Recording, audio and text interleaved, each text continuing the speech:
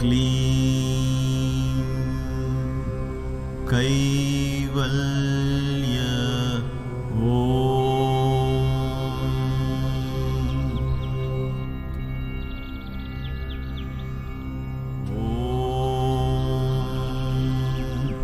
क्लीं कैवल्य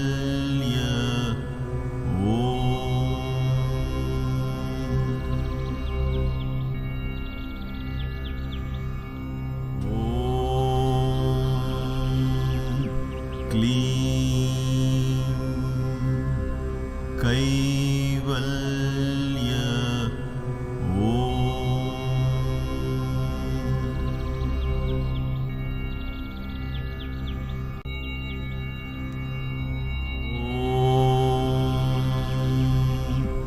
क्लीं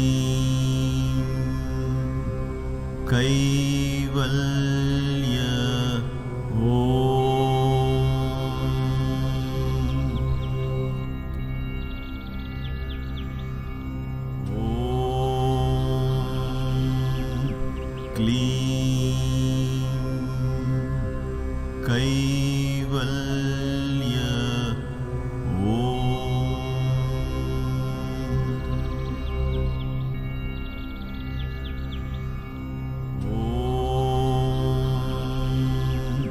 क्लीं कैवल्य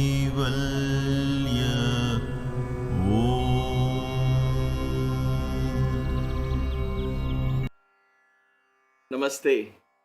Welcome to Kaivalya Yoga Gurukulam, the Kaivalya Marga class. As always, let's begin with the three Oms.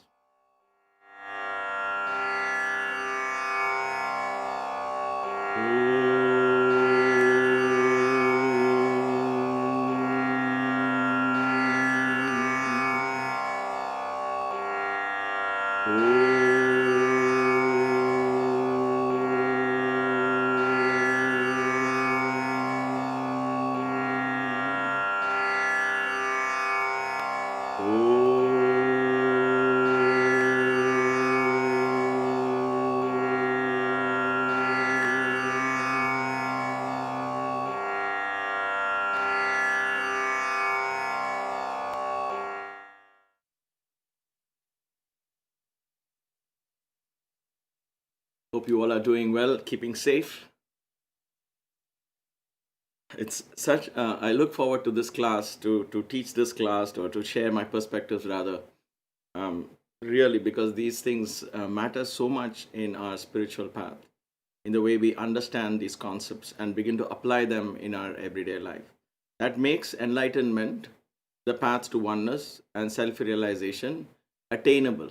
Otherwise, it seems so abstract and so further away, and we keep pushing it away into a distant, thinking it's not for us or it's too difficult and so on.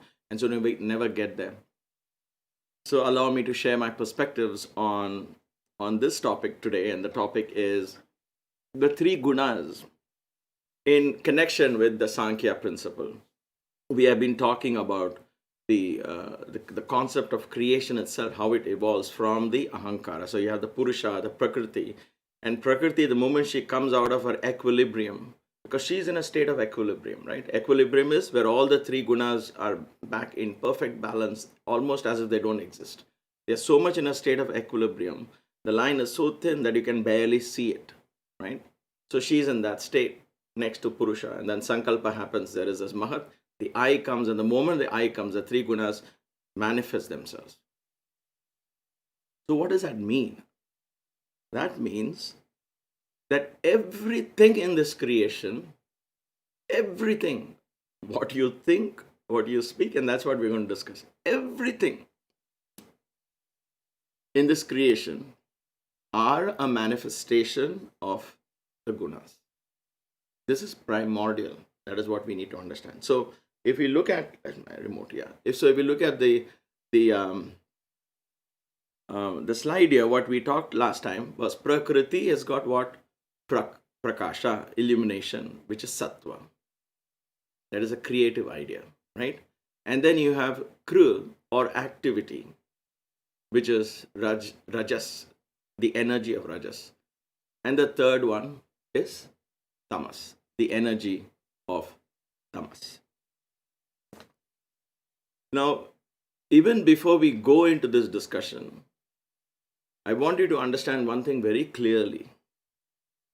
Please do not categorize this in any form in your mind as you listen now, and from this moment on, once you finish listening, do not categorize anything as good and bad. It is simply what it is, three different energies. Because we are so used to listening, and whatever we listened in whatever context is not wrong. They are right in that particular context. It's very limited to context. But now we are going out of a particular context and learning it back. It's going back to saying A for apple. Is A for apple bigger or better than Z for zebra? No. It is what it is. Z is an alphabet. Okay, Z or Z is an alphabet. M is an alphabet. M for monkey is an alphabet or letter. A for apple is a letter. Now, A is not better or worse than M, nor is Z better or worse than A or M. So what we are doing is now going out of the context of what we normally listen to these gunas. So when you listen to these gunas, what happens normally when we apply it in our everyday context? And we'll talk about that as well. We say tamas is inertia, tamas is slow, tamas is darkness, so let's not be tamasic. We want to be only sattvic. We want to move towards sattva, and so on. So there is generally a tendency to move towards sattva, and all of that is good in general sense. But we have to do that understanding the three energies and then deciding why and where do all these three energies have a role to play. Because without understanding, you will only be making judgments, and then you will stay in exactly the same place where you began 20 years ago or 30 years ago, and many lifetimes you'll be sitting and judging, thinking tamas is somehow bad, tamas is not good for us, right? So we have to understand, where does tamas play a role, or where does rajas play a role? In other words, activity, fulfillment, inertia, and where does creativity, idea, illumination play a role? All of them have roles to play. So let us now go back to the slide and see and understand each of these gunas and learn to apply these, and we'll learn to apply these gunas and see how to analyze them in everyday situations. Okay, so I've got some slides done and I've got some pictures downloaded just to help you and me to be a little more clearer. So we begin thinking in that path. Okay, so let's see. What does guna even mean? We use the word guna because it's easy. So in this particular context, in the context of going back to that drawing board, guna here means quality. It means an attribute, a feature, an aspect of creation. In this context of Sankhya, in this context of understanding everything that you see. So is creation, does it have qualities? Yes, it has qualities. What qualities? It's a collection of three gunas. That's how. So guna means attribute or quality. Some schools of it, there is another synonym for this, a metaphor or a simile, if you will, where guna also means a strand, where these strands get together and form a solid rope. Little fibers get together and form a solid rope. So it means the same thing. The qualities get together and project something to you. While we are going to make an attempt to study each of these gunas individually, that is only a theoretical classroom kind of an experiment to get a clearer understanding of where we are in these three gunas. Okay? Because in nature, if you see, it is never one single guna. There could be a single guna which is prominent at that point in time. Not in the object, in your perception. Everything is ultimately a matter of the eye, right? The eye, the way it perceives, it will see the guna. So that is one way of looking at it. At any given point, one of the gunas will seem to be predominant and will seem to dominate the scene. But it is never the only guna. Very, very, very rare that it will be the only guna. The only case where it is the only guna is where the manas in the deepest and the highest dimensions of meditations goes beyond the gunas and goes back to the ahankara state and into the mahat state. So only in that state you go guna atita, go beyond the gunas. Otherwise, always there will be a guna as long as the mind exists, because the mind, the moment the mind comes, all the three gunas happen. Though the mind essentially is sattva guna. So let's explore these three gunas. Let's understand them, and then finally find out whether they bind us or they liberate us. Okay. So having said that, let us see these gunas. Where all do they exist? In what forms they exist? So do gunas, qualities, exist in our thoughts or ideas? Yes, they do. Which guna is predominant in my thought or my idea? That depends on the thought. Now, when I went back to that slide and said prakriti, pra is creativity, ideas, illumination, is sattva. So the idea is sattva in nature. The concept of having ideas in your mind, because it is light, it is creative in nature, it's sattva. But thoughts and all ideas necessarily do not have to have the sattvic element, right? So we will explore that. We will understand that more in detail. So thoughts have all the three qualities in them. Ideas have all three qualities in them. The birth of the idea, the conception of the idea, the manifestation of the idea, all of that exhibit the three qualities in the thought level itself. I'm not talking of, I think of a chair and now I'm sitting on the chair. So the chair was a thought, the chair is a manifestation. That is at the object level. But at the thought level, just in the idea level alone, three gunas manifest. So we are going to study three gunas. We have already covered that in Sankhya in the last 2-3 classes, understanding it broadly. Now we will take and go into a little more deeper levels, and I'll leave it there, because that exploration, understanding will go day by day as you begin to explore every thought that crosses your mind, every action of yours. You will begin to explore where was a sattvic element in this, where was a tamasic element in this, where was a rajasic element, which one of them were more predominant. Okay. So thoughts and ideas have the three gunas. Do words or sounds have three gunas? Yes. The words and sounds also have three gunas. Now, to a large extent, many of these experiences or assumptions of which guna it is commonly shared. Many of these assumptions are commonly shared. But that doesn't mean the guna exists in the object, because the object itself is a manifestation of the mind. So eventually, in a philosophical sense, always in the back of your mind, know that everything is a matter of perception. But yes, having said that, in an everyday context, words have gunas in them. Sounds have gunas in them. For example, I can simply say Sai Ram. It has a quality associated with it. Sai Ram. Now, when I go to the ashram, there are some old volunteers, old people, poor things. They just want to serve Baba, okay? But then there are so many devotees who come, they get impatient with them. But how can they can't shout at them? So what will they do? They will still say Sai Ram to them. But how will that Sai Ram be? Hey, Sai Ram, Sai Ram, Sai Ram, right? Many of you have been in the ashram will see that.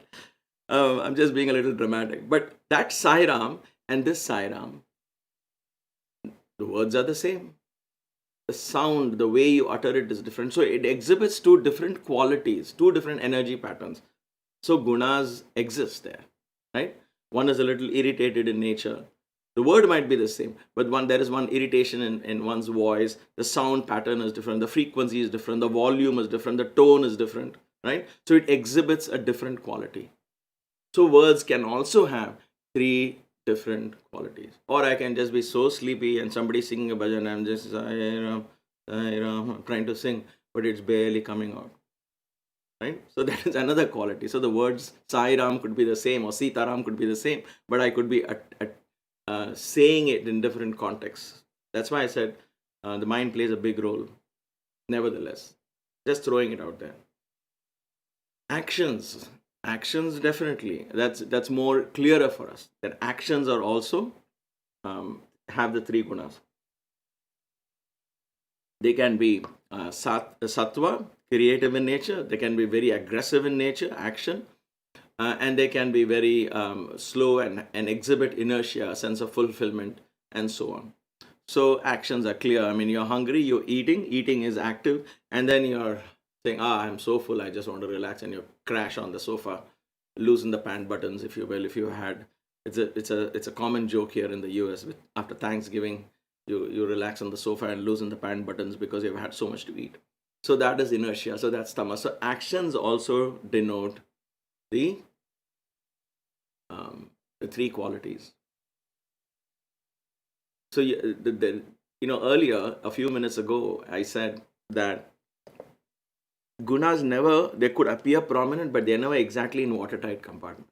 So just because I'm relaxing in the sofa and say, oh, I'm so full and I can't do anything, but I could be listening to a very sattvic music, or I could be engaging in a different conversation, which could be considered sattva or rajas or tamas, whichever way. So my body could be exhibiting one guna, my mind could be expressing another guna. It's possible, right?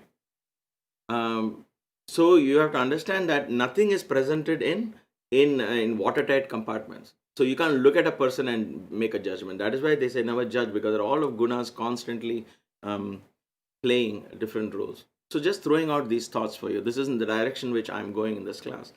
Then you have nature, creation outside. Nature itself exhibits different gunas to us in terms of seasons, in terms of in a day, morning, the dawn, dusk, and night, and so on. And so we'll study that as well. Then you have people. People exhibit, you and I exhibit different gunas through our thoughts, through our words, through our deeds, through our personality, through our general character traits. That's why Baba would say, you are not one but three. The one you think you are, the one others think you are, the one you really are. So in a deep spiritual sense, the one you really are is the Purusha, right? So that is beyond all these gunas. But then I live by what I think I am. And then I project myself to people differently. So people have a different understanding of who they think I am. So the one I think I am, the one others think I am, and the one I really am. So our job in the spiritual path, job, if you will, our sadhana, our spiritual practice is to go back to find out who I really am. That is the point is I have not tapped that. I don't know that. I just assumed who I am and I'm living that, the one I think I am. So this people here represents the one the one you think you are, the one others think you are. That is all in this people. Okay? Somebody can say, oh, he's a very brave man, great self-confidence.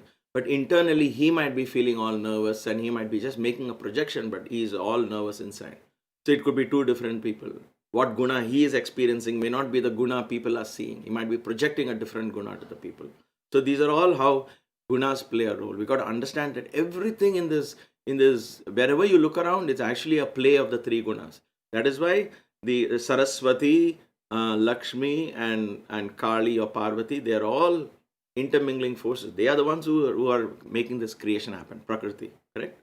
So then colors. Do colors have gunas? Of course, colors also have gunas. Fruits and vegetables, the foods that we eat, also have gunas in them. And we'll explore this as we go along, more about fruits and vegetables, because I don't think I'll have time today, but I will explain it perhaps in the next class or as we go along. Let me see how I feel guided, because we have to understand fruits and vegetables. Take the three gunas, the five elements, and then bring in food into, and then see how they all play together. This is it, folks. This is the beauty of understanding these things. You will live a very enlightened lifestyle automatically. You don't have to wear malas and ochre robes and go around. I wear this because I like it. It's so thoroughly blessed by all the ancient Shiva temples in the Himalayas. So I wear it. But you don't have to. If you can, if you want, but you don't have to. Spiritually enlightened life is just being aware, being mindful. And what is being mindful? This. Once we become aware of these qualities, then we become mindful of what qualities are exhibiting through me and what qualities are coming into me. That's the idea here. Otherwise, if we simply say, control your senses, don't look at bad things, listen to only good things, meet only good people, what does that even mean? Then you're judging everybody and sitting at home doing nothing. But that's not how it is supposed to be, correct? So then how do I go out? How do I see good everywhere? How do I see this? So understand first what is this qualities. Then you decide good and bad. Then you'll find that good and bad slowly loses the whole concept, the meaning itself. It is only predominantly based on some preconditioned judgment. Understanding qualities or gunas is the key. Okay? Then objects, simple objects like these, do they have gunas in them? But they are not living. Watch how what kind of guna objects also have gunas in them. Okay, we'll take one example and then you begin to apply. Take it as a game and take up one object and see how can this have three gunas. And then you will come up with some way to understand the three gunas in that particular object. Okay, so these are the things I came up with. There could be more. I don't know if I missed out something, but I wanted to cover everything that we can imagine, see people react, objects and colors and eat and all of that. Everything is involved in that. Listening comes in the form of words and sounds, thoughts, people come in, and when it comes to touch and all of that. So all our sensations are experienced and expressed in these. Fruits and vegetables has touch, smell, taste, all of that. So gunas come in through all of that as well. Okay. So I just wanted to make sure that this is where we are going today. All right. Understanding the three gunas. Let's start with Sattva guna. Like I said, they're all intermingled, but we can't just go on throwing these ideas. Now we are going back to a classroom atmosphere. So please, the reason I'm explaining this is not every teacher explains this like this, because what happens is then we get confused. Understand that this is a blackboard situation, a whiteboard situation, or a slide presentation situation.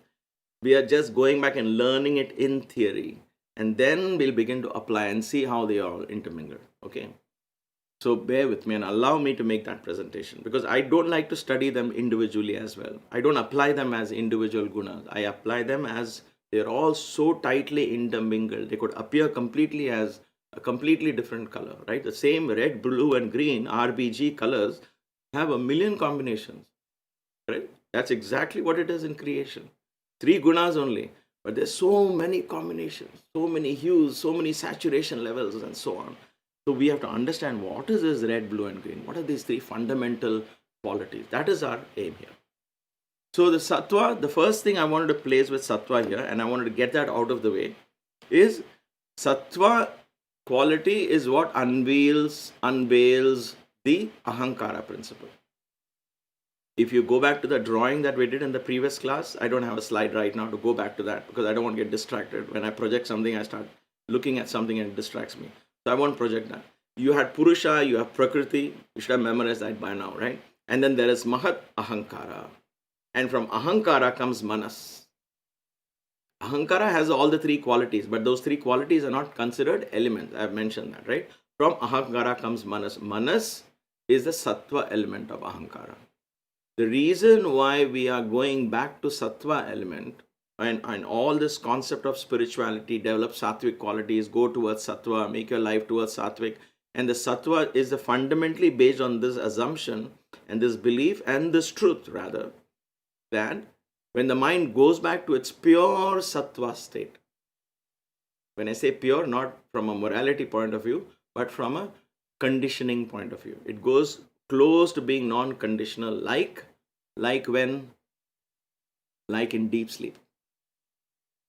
You and I experience it, right? Meditation, it's individual, whether you are able to go there or not, all that we can leave aside. But one thing you and I can commonly understand is deep sleep. Deep sleep, the body is in tamasic state, complete inertia, but the mind goes back to that state of pure sattva. The problem is the eye doesn't experience that. We wake up and come back right in. So we want to approach it in a different manner. That's what the spirituality is all about. That is why in the Om, the deep sleep is very close to the crescent. If you go back to my earlier classes, as I described the Om, the top part of the Om, the deep sleep, is very close to the crescent. That means when you're fast asleep, the state of your mind is very close to being in the God state. Very close. Similar. But it is in a tamasic state, but it's very similar. And I will come to how intense sattva and intense tamas can appear very straight. We'll come to that. All right. So let us I just wanted to put it out there. This is why there is a push towards being sattva, because only through being sattva we can explore the higher dimension, beyond going beyond gunas. There is only one gate that will take you beyond the gunas. So tamas has to merge into rajas back into sattva, and sattva has to, or from tamas you can jump into sattva. Anyhow, you are the door to ahankara and beyond is only ahankara. When I say is the big I in us is sattva. Okay, that's why meditation, japa, and all of this comes under that kind of practice where you're breaking out conditioned mindset. That is why they're called sattva, because all those spiritual practices help you break the conditioned mindset, leads you towards sattva. Okay. Energy of inspiration. Sattva is basically an energy of inspiration. It gives you visions. You get a vision, visualization, meditation on the form. All of these are practices of sattva. Energy of inspiration, where you get the idea. A vision comes to you. You want to think of a home that you really want. A dream home comes in front of you. That is pure sattva. Then we say, I can afford it, I cannot afford it, this, that. That is all later on we add on more, right? The first birth of the idea itself is pure vision. So it is the energy of the birth, the original form, the original source, the original state, if you will. Think of a child. In the original state, just as a child is born, leave aside that he's got samskaras, vasanas from previous birth, all that leave aside. Just in layman terms, when you look at a child, there is so much of innocence. Has a child made up his mind what to like, what not to like, who is good, who is bad? Does he or she, this little child, know shame, hatred, fear, greed, anxiety? Nothing. That original state, the birth, at the time of birth, the child is just completely in a state of contentment. That is the state of an idea, the moment it is born. That is the energy of sattva. Because sattva quality, we are just applying them and trying to understand, right? The quality itself is very subtle. So what is it? It promotes expansion. There is no limitation in that idea. That's why I said dream home. Think of a dream home. You can think of any home, however big you want. You want a 108 room wala home, or you want a 28 bedroom home, or a 4 bedroom, whatever you want. Nothing stops you there. Sattva has no limitations. No limitations. It talks about expansion. It talks about selflessness. There is no self there. There's no I, can I afford it or not? It just expands. The big I is in everything. I'm not talking of it in a philosophical sense. Generally in our thought patterns I'm talking of, right? Now we left that unveiled the ahankara principle. I just put it out there. Let's keep that aside. Now let's think of every day how we can understand this so we can use it for our spiritual progress. Stillness is sattva. Stillness is sattva. Stillness is also tamas. We'll come to that. Stillness. It's a very tricky. This is the stillness we are talking of in sleep. What is the stillness that we experience, the mind experience? Is it the stillness of tamas or the stillness of sattva? So that's $1 million question. Okay, so stillness is sattva. In this case, I would say stillness is mindfulness. Mindful. When you're mindful, when you're in the pose, in the asana, when you're practicing and you're experiencing that stillness, that is sattva. Sattva. Accepting where you are. At that particular moment, you become still. That's why the very name asana means stillness. There's got a solid earth component to it. So it's still. That is sattva. So now I'm going to mention these terms which are a little off color. And these could be what I would call excess sattva. I'm not going to call it negative or downside or any of those. But if you want other words, these are the words that in the back of my mind. But the word I would like to use is if there is excess of sattva. Excess of any guna is not going to be productive. Excess of anything. Because ultimately what we want in these three gunas, the three gunas have to reach a state of equilibrium. That means Prakriti has gone back to herself. And then the final vritti dissolves into Purusha. That is the vision of the sages. That is what this Dakshinamurti guru sits under the tree and teaches. That height, right? So don't worry about that. Let's understand this here. So excess of any guna is not good. So what is here? Daydreaming could be an excessive. So you talked about vision, right? Energy of inspiration. If one guy sits on the chair and constantly getting good ideas, and he just keeps on making notes of his ideas and not do anything about it, is it good? No. Or if even writing notes is too much for him, he just sits and keeps getting ideas one after the other. So that's called daydreaming. So that is excess sattva. It is good to some extent, but too much of that without action, without rajas and tamas becomes no use. It becomes, that's why Baba would say excess sattva also leads to tamas. So that is one. The second thing is the sattva concept itself is very difficult to implement. Is very difficult to implement. How can you be sattva? How can you have that expansive nature? Think of all those the qualities I mentioned: stillness and innocence of the birth, unconditional state of mind, the non-judgmental state of mind. How can you do that and begin and also act in the world? It's not easy. So that is a downside of the sattva. So we have to be aware of the sattva energy is not so easy to tame and bring into fruition in your everyday life. Pure sattva. So it's kind of a little difficult to implement, and it has a tendency to easily slip into tamas. What do I mean by that?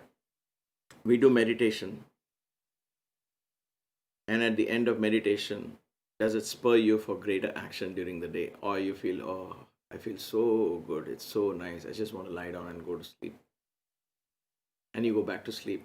So it has a tendency, because, and it's natural initially. What happens is you go extreme this side, and from here the pendulum decides to swing to the other extreme. Eventually you will learn to be here and here, but it'll take time. The pendulum from here will swing to this place. Okay, I'm not saying it is bad to sleep after meditation. No, I've done that for years and it's actually wonderful, but it's not. I'm just explaining as to how we think we are sattvic, but actually it's a laziness sometimes that comes to us in disguise in the form of sattva, and say, just sit and relax. Why do you want to do all this yoga and struggle, all that? Just sit and relax. And you say, yeah, this sounds so nice. This is sattva. I feel very peaceful. Then you need to ask yourself, is it really peace? Or is it tamas coming to me, my laziness coming to me in the form of a false sense of fulfillment? Is it coming to me? Right? So these are the things we have to understand. Only each individual can answer for himself or herself. There is no one particular answer that applies to everyone. So having understood this element of sattva, let us apply this in some everyday situations. Okay, let's apply that. So let's see the three gunas in nature. Let's see the sattva guna in nature. So in nature, if you look out, first thing, this is pretty straightforward. I'm going to put it out there. Dawn, when the sun is just rising, activities are not fully begin. You just begin with the chanting of Om, let's say, or meditation. The day just is about to begin. So think of that time when you're just getting off from bed, that hypnagogic state, if you will, is sattva energy. So dawn is considered sattva energy.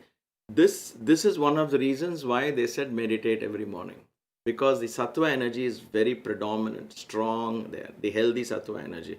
So when you meditate, your tendency is go towards sattva.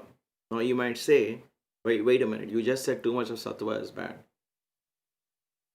Yes. But look at our lives in general. It's so filled with rajas and so filled with tamas that we are not going to fall off the bandwagon if we put a little extra sattva into our lives in general. There's so much distraction, so many choices that we make with everything on the going out, right? So much desires that we keep fulfilling, that we need a time and practice which is predominantly sattva in nature, so it begins to pull back, bring that balance back. So they would say, take dawn, for example. There is a lot of sattva at that time.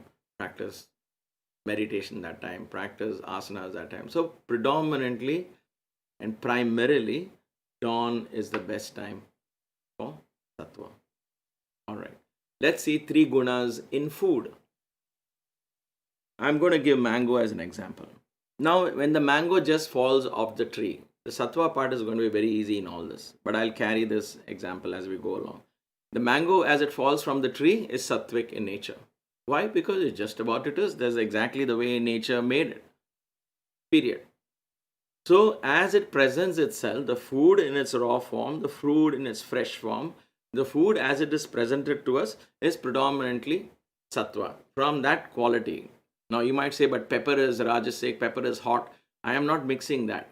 As it is given to us, the quality in its natural state is always sattva because it is in its purest form. Whatever that nature of food is, whatever the vegetable is, whatever the fruit is, it is always in its purest form and therefore it is sattva. Then three gunas in objects. Okay, so let's take a BMW, an object like a car. An object, how is this BMW? What is this BMW doing? This BMW is in a showroom. Okay, so what is so sattvic about a showroom and a car being in a showroom? When you see an object which has potentiality to perform, this car has potential in it, right? Brand new car sitting in the showroom has potential. A fan which has connected to electrical outlet, still the switch is not on, just connected to an electrical outlet, has potential to gear into action at any moment, right? It is ready, waiting. So that is the potential in this car. It's not in the factory, it's not being made, it is already made, everything is done, it's ready. You just have to put the key in the car, start and begin to drive. So it's ready to go. It is in that sattvic state. Like a fresh newborn baby sitting in the cradle, this newborn car is sitting in the showroom with a lot of potential, ability to go from 0 to 60 miles in 3 seconds or 6 seconds or whatever that these cars have, right? So that is sattva nature of that particular object. It is in sattvic form. I'm giving you these ideas for you to think when you look at an object. What is the sattva? Where is the sattvic quality in that object? So even objects have qualities, and that's my point I want to prove here. And there are many ways to look at it. I'm just throwing open these ideas for you to begin thinking in these directions. Okay. Then there is three gunas in thoughts. In thoughts. So what is the first one? We already talked about it many times. This guy says, "Aha! I got an idea." He is celebrating the fact that he got an idea. Like, wow, I got an idea. Okay, so sattva. The idea is just flashed in his mind. So in thought, now we're going to explore later how that thought developed. The same thought goes into rajas and tamas as well. So in thought, there is sattva. Is there anything else? No. Okay. So that is as far as sattva is concerned. Then we go on to rajas. Okay. Let me see. I don't want to run out of time. I want to finish this in this class. Hopefully, I will. Energy of change, desire, and passion. Think of activity now. Rajas means action. Prakruti. Pra is prakasha, ideas, creativity, all of that came. Child born at the birth stage, all of that. Now, here, think of this energy of change, desire, passion. So we say, I'm so passionate about music, I'm practicing every day. All of that is rajas. All efforts that you put in thoughts, word, and deed are rajas. You will say, wait a minute. What about my sadhana? All my spiritual practices, all the effort that I put in my daily chants, learning mantras, and my meditation and yoga and all of that. What is all that? Rajas. All that is rajas. All that is rajas. When you surrender all of that, then you enter into sattva. That is why I said that sattva is difficult. Why did I say that? Because Krishna says, do your action, don't look for the outcome of the action. You think that's easy? If I tell you 6 months come for yoga, it really help you. And after 6 months, you'll say, I did for 6 months regularly and nothing has happened. So what you did all these 6 months, you were expecting an outcome. Correct? So it's not easy to practice anything without outcome. And therefore, all our practices, all our efforts are rajas in nature. Not that it is bad, it is what it is. Every effort is rajas. But what did I say? Only sattva will unveil the ahankara. So, this rajas, and I think I mentioned that, so I'll come back to that. Just hang on to that thought. So, how will sadhana then therefore help me go back to sattva stage? And if it is rajas, I'm not going to get caught in the rajas state. We have to be careful not to get caught in the rajas state. And very often we get caught in the rajas state. Yoga, for example, when you practice asanas, you focus on the asana, practice the stillness in the asana, then from the action you're going back to sattva state. But in the asana, I began to do variations. I begin to fall in love with my body. I want to get more flexible. Now I want to build a six-pack. I want to lose weight. I want to do this. I want to do that. Now I'm getting caught into more and more and more efforts in and around my body. I forgot why did I even begin asanas in the first place. And therefore now rajas is whirling around and I get caught in rajas. Right? If I want to learn bhajan, I listen to a bhajan, for example, for the first time. I'm like, wow, this is a beautiful bhajan. I want to learn it. Because the first time I heard it, it elevated my consciousness. I was extremely happy and it was an amazing experience. So I wanted to learn it. Now I begin learning bhajans. I want to know what raga is. Then I compare my singing with somebody else's singing. I'm like, oh my gosh, how did you give that particular turn? I want to learn that particular turn. I want to learn this twist in the voice. I want to get my voice like your voice. Now what has happened is the original intent is forgotten. The energy of that original energy of the bhajan, which will lead me to that state of silence and meditation, is forgotten. Now I'm caught in the nuances of the bhajan. It's okay to use that for learning purpose, but to stay there itself and now get more and more entangled is rajas gets you entangled. So that is the point of rajas. So just like sattva excess, rajas also has excess quality in it. And that is what is frowned upon. So growth is a state. Growth is constantly in a state of flux, right? So anything that is growing, anytime you say I want to spiritually have progress, it's all part of rajas only.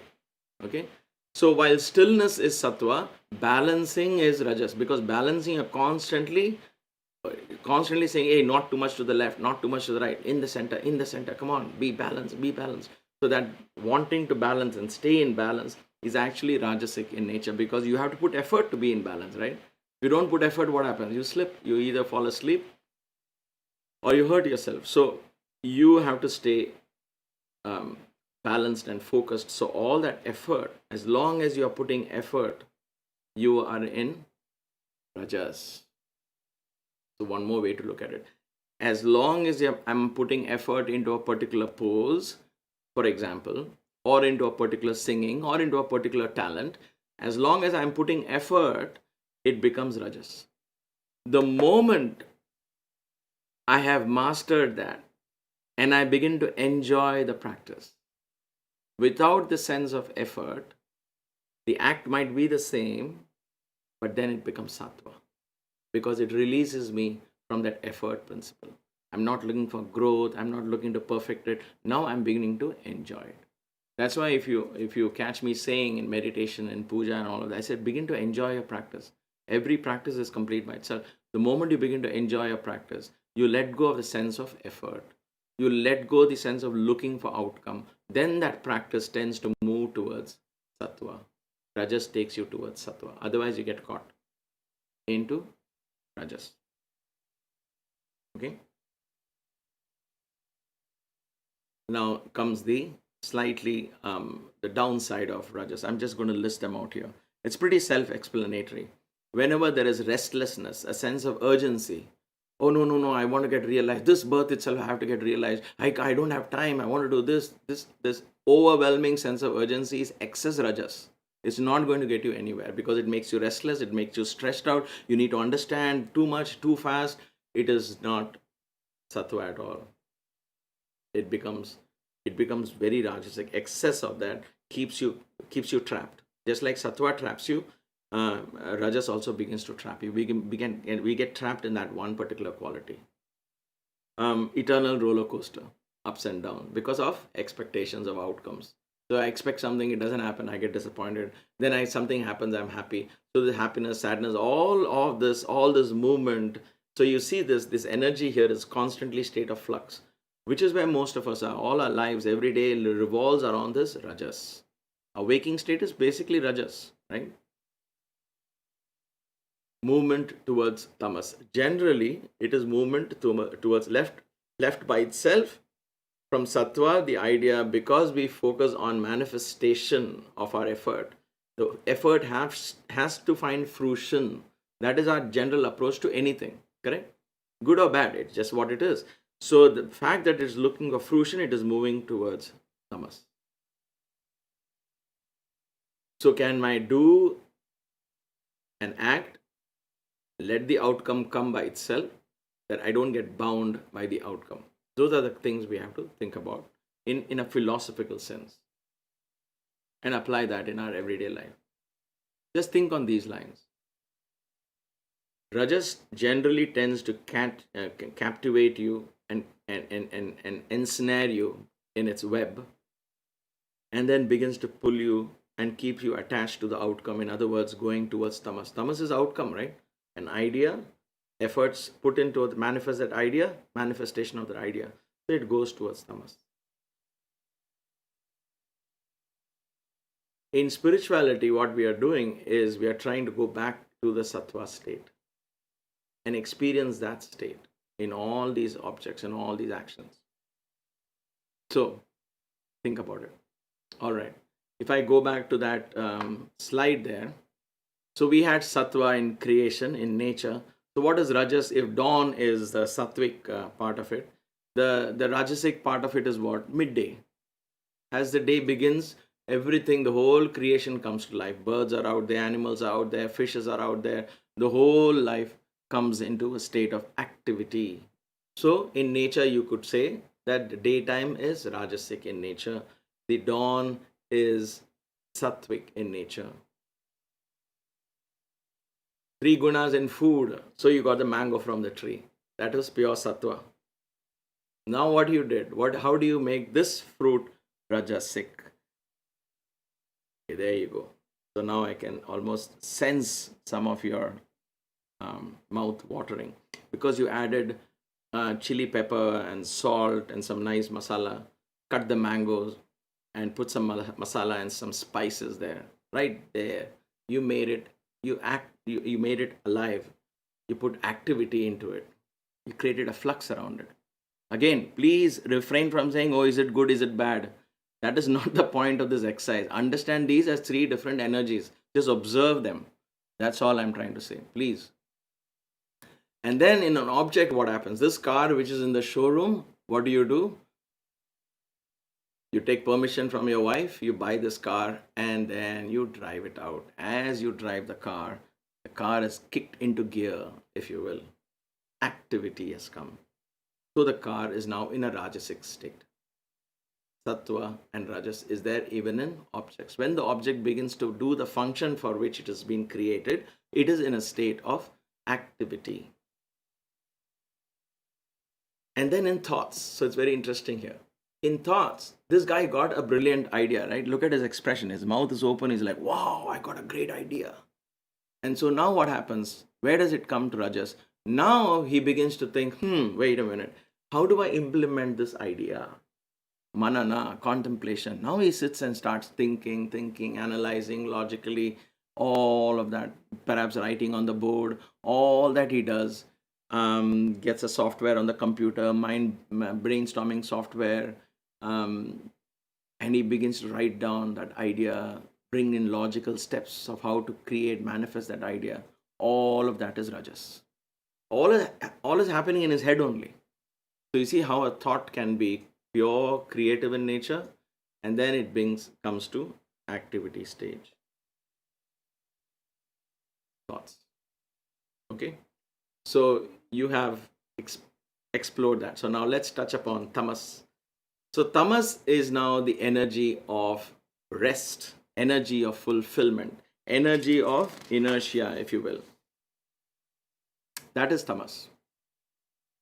Tamas is not necessarily dark, black in color. That is in colors we can assign that, but it's not necessarily negative. See, I'm wearing a black T-shirt. I wore it purposely just to tell you that this is not just because I'm wearing a color that is dark. It could be tamas, but it doesn't mean that it is bad. It doesn't mean it is bad.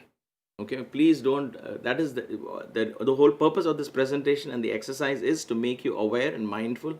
Stop, refrain from judging these gunas as good and bad. Understand the energy, just energy as it is. Electricity, is it good or bad? Of course, it is bad for a child who's 2 years old who's playing near a electrical socket. It's dangerous. Not just bad, it's dangerous. Why? Because unknowingly the child can get hurt. So, without knowing, if you indulge in one of those excessively, these qualities will harm you. Correct? Trap you, ensnare you, enslave you, if you will. Any of these qualities without knowing. But that doesn't mean that that quality is bad. It is your ignorance of these qualities that makes it appear bad. So don't judge them as good or bad. These are all three divine energies of the universe come from Prakriti. They all have a purpose to play in taking us back to our own divine self. We just need to understand this. That's all. Okay? So I might sound like a broken record that I'm repeating it, but it's so very, very important. I learned it the hard way, and I continue to learn. Refrain from judgment just because it appears to have a certain quality in excess. Don't judge it, just accept that as an excess quality. That's all. Excess tamas is not bad, it's just what it is, excess tamas. Period. Okay? Sense of accomplishment. So you get a sense of accomplishment. Whether it's false or real, sense of accomplishment is tamas. So this is why in spiritual practice they say don't get happy with these experiences and all of this. Just ignore them. Because you get a sense of accomplishment. What happens with a sense of accomplishment? Your motivation to do more may slowly diminish. Because you develop, ho gaya, I have achieved something. I saw a brilliant light. Now I know what meditation is. Finish. You stopped growing. You stopped expanding. The idea stage will stop functioning because you close the door here. Tamas has to connect back to another idea to open up. But a false sense of accomplishment can give you that. In false or true, a sense of accomplishment itself. So one has to understand that the sense of accomplishment is tamas in nature. So now apply this. Why in the Indian spirituality context, in the teachings of the Sanatana Dharma, they will say Krishna Arpanamastu, Brahma Arpanamastu. Everything is offered to the divine. Why? Because the sense of accomplishment should not be mine. I don't want it because it will stop me. It will close my doors. I will get caught in this tamas state. Because once accomplished, it's over, right? So understand these things from, I'm giving you these ideas to think from the practicing point of view. Sense of accomplishment, rewards and recognitions. Whenever you get rewards and recognitions for achieving certain things, all that becomes part of this. See, in the ancient Gurukula system, which Krishna attended and Sudama attended and Rama attended and Lakshmana attended thousands of years ago, there wasn't an objective testing and exam and all of that. We've not heard about that. We don't read about that kind of the way we have it today. Because of this, that the idea of rewards and recognitions gives you a state of complacency. Could give you, let me correct myself, could give you a state of complacency, a sense of, oh yeah, now I'm ready, when there is so much more to learn, right? So the student is always kept humble. That is why the guru is always considered divine, because from the guru you can continue to learn throughout your life and many lifetimes. Tamas. And so while birth is sattva, growth is rajas, death is tamas. Death is what? It's a state of closure, an end, right? You get an idea, it manifests, the idea is manifested, the idea is dead, the idea dies. So death, end of a particular cycle, is tamas. It is a sense of closure. That is tamas. Okay. So attachment, or the downside of excess tamas. What is the downside of these? While the sense of accomplishment all is good, it's not. I'm not like, that's why I said excess of all of these are what traps us. So here, what happens? We get attached to outcomes. We get attached to objects. Now I had a brilliant idea of glasses, and I discovered it, and I made it. Now I become so attached that this is mine. I can't give it to you. This belongs to me, and I'm craving me and mine, and grabbing it to myself. So there you go, finished. You're caught into this, more into this, ensnared into the idea of I and mine. So there is a tendency to get attached to outcomes, attached to objects in excess tamas. Addiction to habits, addiction to habitual thought patterns, addiction to the way my coffee should be, or which is the best chair in my house for me, which is the place I like to sleep, which side of the bed I like to sleep on. All of these are addictive thought patterns, right? Addiction is tamas. Can I break that addiction? Can I constantly challenge that addiction? Sorry, not addition. Addiction. So something for you to think about. Again, don't consider good and bad. Addiction is tamas. Why? Because addiction keeps you rooted in that same place. You're not able to break free from that.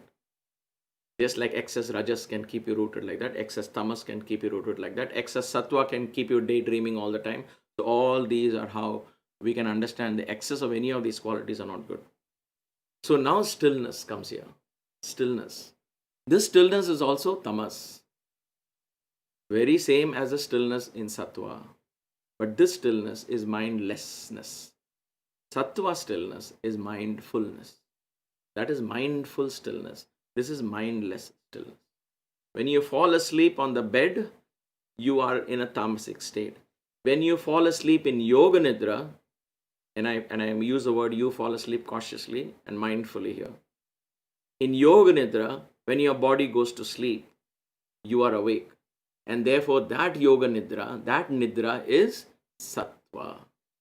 That nidra is the one that is close to the turiyavastha. That is where we want to understand that nidra, yoga nidra. It's yoga nidra. The other nidra, which is also close to the turiya, which appears almost as this, is the regular nidra. Where you go to sleep, you lose complete consciousness. The mind doesn't exist. Nothing exists there. You come back out of that state and infer that you were asleep. Correct? Both appear the same. Both are still. Both of them are lying on the yoga mat. One is fast asleep. One is in deep yoga nidra. But both are still. So sattva and tamas, one has to understand, it's very tricky. They are almost like two sides of the same coin. So, which is sattva and which is tamas? That is the dhiyo, prachodayat we ask for. We say, illuminate my intellect. Okay, let's go back. I think I've done. Yes, let's go back to the slide now and see where we are in the slides. Okay, here. All right, so we got the three gunas in nature. We got the sattva, which is dawn, rajas, which is daytime, and tamas is what? Tamas is therefore dusk. That means the beginning of the night goes into tamas. And then you have the three gunas in food. So you have sattva, that was creativity. You added some masala and chili pepper and everything and made this fantastic manga curry. And you call this rajas activity. Now what do you do? How do you make it tamas? Now when you put it in oil and pickle it nicely and preserve it in a nice ceramic jar where it will stay for years together, you made it tamasic. Not that it is bad. Please, again, refrain from understanding this as bad. It is just what it is. Oil preserves. So oils, what does it do? It slows down the growth and the flux and the change and the decay. It slows it down. In other words, it can preserve. So when you go into a state of preservation, you are entering a state of inertia. So now pickles are tamasic. In this quality, from a taste point of view, pickles are rajasic because that excites you, inflames you. But from the nature here, when you look at the fruit, the food which was in its prime state, I brought it to a state of fulfillment, a state of tamas. Sattva, rajas, and tamas. What happens to the object? So state of creativity, the car is driving around, and then it goes and gets parked in your driveway or in your parking lot in your apartment complex. You go and park it. So look at that similarity between the parking here and the being parked in the showroom. But there's a big difference. A sense of accomplishment accompanies at the end of the day to this car, and the car feels I have done my bit. I have achieved the purpose of my life. I have become a vehicle for somebody. I'm being used now. My mission is fulfilled. So all of that comes to this car, and the car goes back into a state of tamas. Gunas and objects. This is how you have to understand them. And so in thoughts, in ideas, what happens? He's got a creative idea. He was thinking what to do, how to manifest this idea. And then he figures out, aha, I got how to manifest this idea. I know now. I know all the steps. Everything has become clear to me. So again, look at, of course, there's a little difference in his expression, but look at his face between sattva and tamas. Very similar. Both are ideas, but the first idea was just idea in its purest form. In tamas, he has found fulfillment. He has understood the implications of that idea. He's got how to implement that idea. He's got the whole blueprint of that idea in his head now. And therefore, he's got a sense of fulfillment. So even in thoughts, every thought of ours has this quality of sattva, rajas, and tamas. Now I just want to give you this for you to think about. That in colors also there are the gunas. Give me 5 more minutes and I'll end this with a nice story, interesting story. In colors also there are gunas. I leave it to you now. I'm not going to go into details into each of this. Like this, it can go on and on and on. We can debate back and forth. Even the ideas that I gave, you could present it in a completely different perspective. And the point is not to be right or wrong, because there is no right or wrong. There's only a matter of different perspectives. But the reason why I shared that was I wanted you to think that these gunas are not good or bad. These gunas are not in watertight compartments, but they're intricately, they've gone into so many levels. At every level of your thinking alone, you can find different gunas. At every level of the object and every level of its manifestation, you can find different gunas. So it's gone so deep into creation. Every aspect. That's why just think of the RGB colors, only 3 colors, but how many millions of combinations you can take, how many colors you can bring in the spectrum based on the RGB, red, green, and blue. So here, this set of colors here, again, against a white background, I purposely put because the white has all the colors in it. From that comes all these colors. So there are gunas in these colors. What those gunas are, you determine, and you ask them, why would I think that black is tamasic? Why? Does it remind me of the black night, dark night? And therefore, because dark night, I go to sleep, which is tamasic.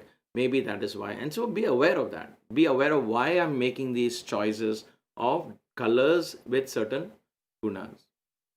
So that I leave it to you for homework and for your own understanding. Because colors play a lot of role, right, in our lives. Even when you look at food on the plate, we like to see a color that is pleasing to us.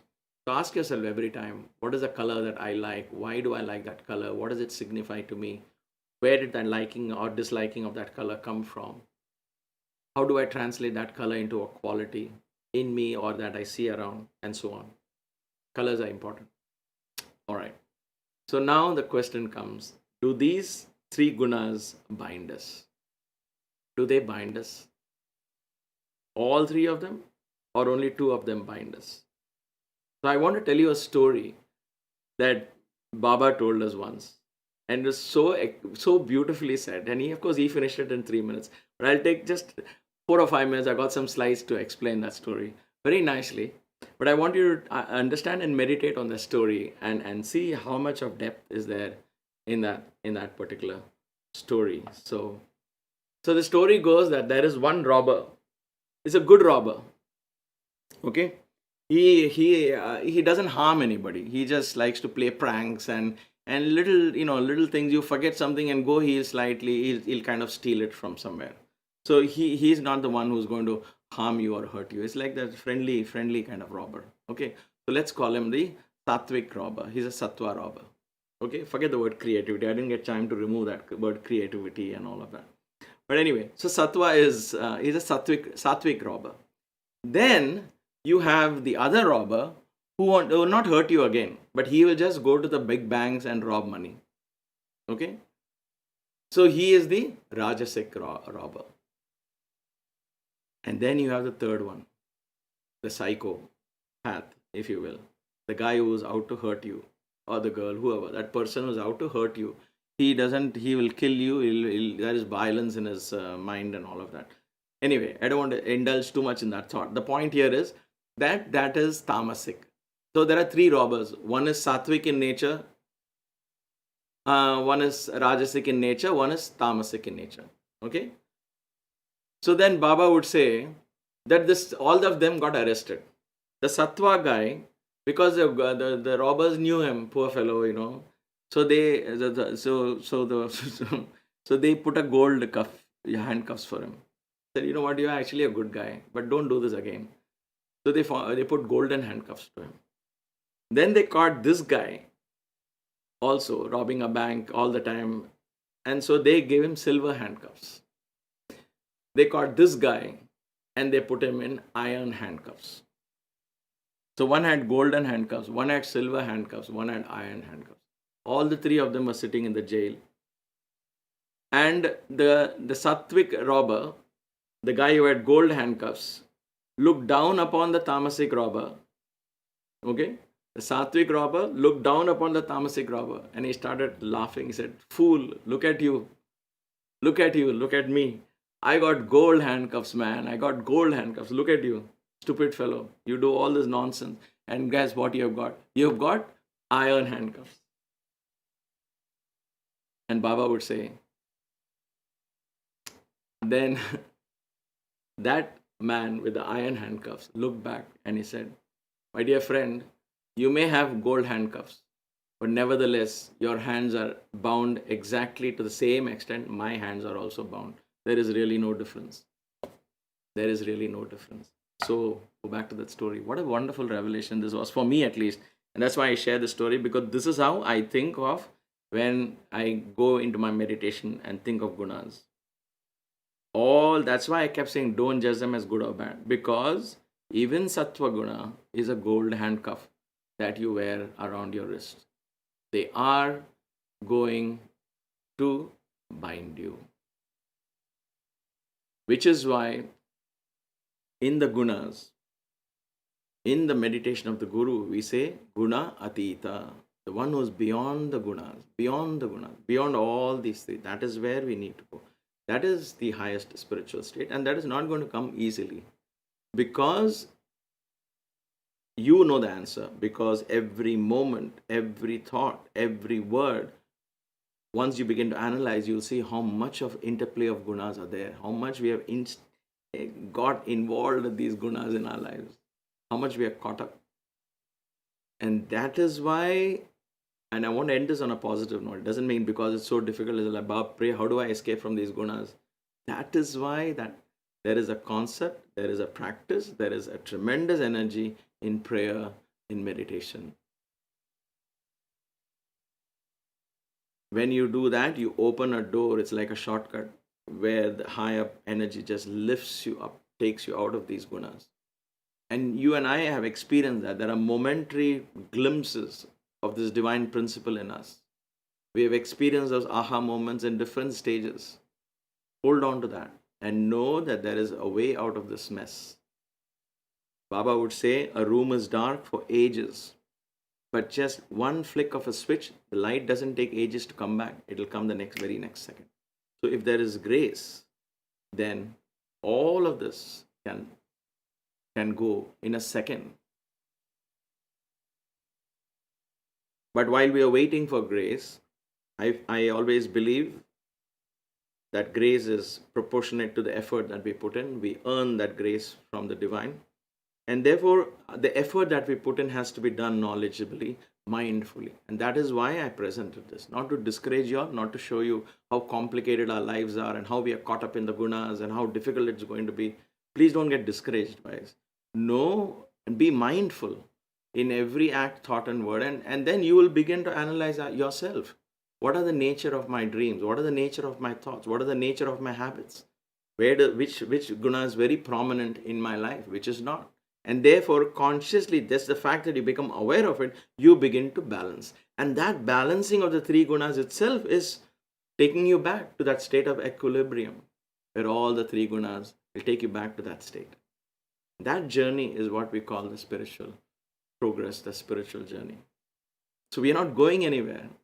Where we are just balancing these three gunas so we can begin to see a clear reflection of our own divinity in the mirror. Before I end, real quick, for those of you watching this for the first time, if you do want to WhatsApp me, you can WhatsApp me. This is my phone number right there on the screen. Please, I cannot take calls. I barely find time to even prepare for these classes. There's so much matter to be done. So I don't have time for calls, but please feel free to text me as and when I get a chance. I will I will respond. Emails are much slower in responding because there's so much pending to be done. But nevertheless, feel free to write to me. If you do send me a WhatsApp, please, for the first time, please write to me a first and last name. I will not respond if there's only a phone number. Just for the safety sake, I just want to make sure I know who I'm responding to. So thank you so much for this class. I know again I went beyond time, but these are matters which need this kind of dedicated time. Thank you for being patient. Thank you for being part of this class. Thank you from the bottom of my heart for giving me this chance, for sharing such divine wisdom with you all. As always, I'll bring this class to an end with one Om and three Shantis. So please join me.